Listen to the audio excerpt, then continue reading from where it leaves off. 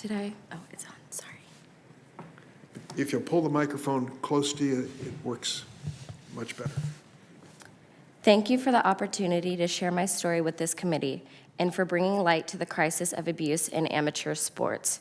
Your commitment to ensuring the safety of gymnasts and all amateur athletes is appreciated, important, and necessary to ensure nothing like this ever happens again. Please bear with me. To be perfectly honest, I can imagine no place that I would be less comfortable right now than sitting here in front of you, sharing these comments.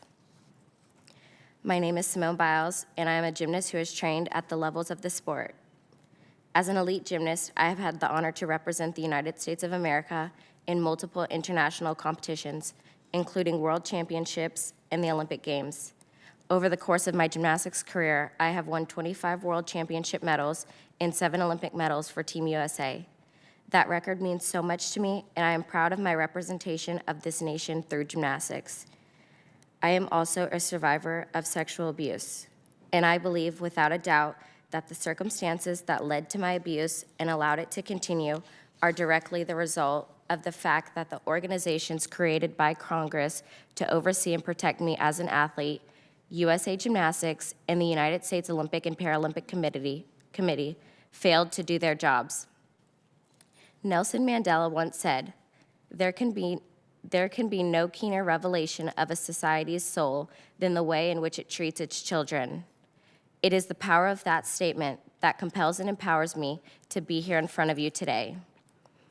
I don't want another young gymnast, Olympic athlete, or any individual to experience the horror that I and hundreds of others have endured before, during, and continuing to this day in the wake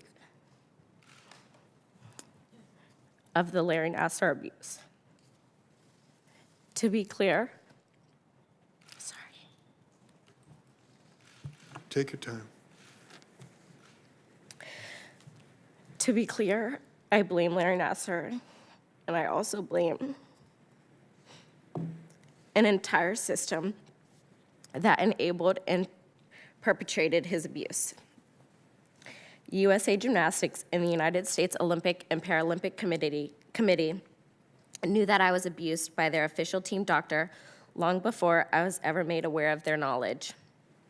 In May of 2015, Rhonda Fayen, the former head of USA Gymnastics women's program, was told by my friend and teammate, Maggie Nichols, that she suspected I, too, was a victim. I didn't understand the magnitude of what all was happening until the Indianapolis Star published its article in the fall of 2016, entitled, Former USA Gymnastics Doctor Accused of Abuse. Yet while I was a member of the 2016 U.S. Olympic team, neither USAG, USOPC, nor the FBI ever contacted me or my parents. While others had been informed and investigations were ongoing, I had been left to wonder why I was not told until after the Rio Games. This is the largest case of sexual abuse in the history of American sport. And although there has been a fully independent investigation of the FBI's handling of the case, neither USAG nor USOPC have ever been made the subject of the same level of scrutiny.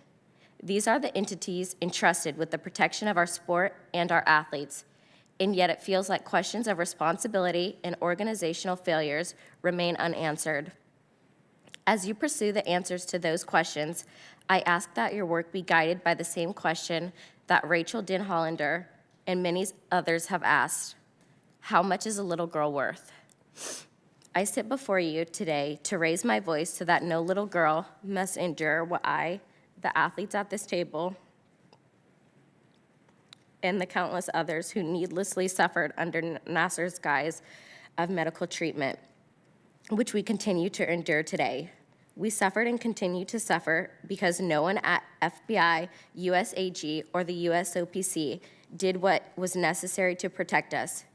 We have been failed, and we deserve answers.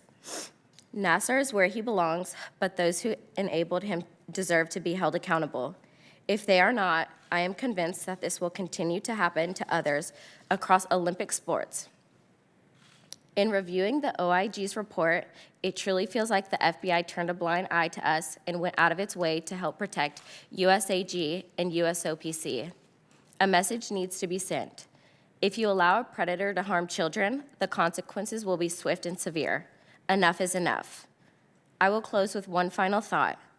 The scars of this horrific abuse continue to live with all of us.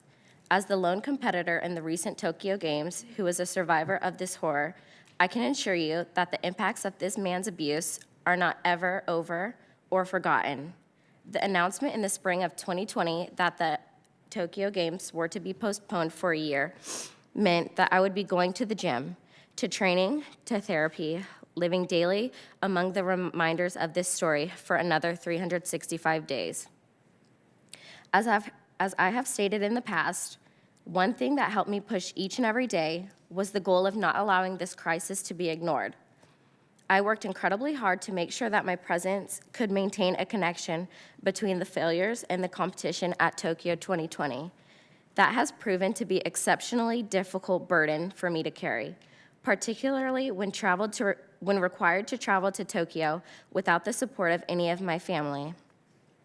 I am a strong individual and I will persevere, but I never should have been left alone to suffer the abuse of Larry Nassar. And the only reason I did was because of the failures that lie at the heart of the abuse that you are now asked to investigate. Again, I appreciate the opportunity to share my thoughts with this committee today. I want to sincerely thank each of you for joining the survivors of this abuse to do what we all can to prevent anything like this from ever happening again. Thank you. Thank you, Ms. Biles.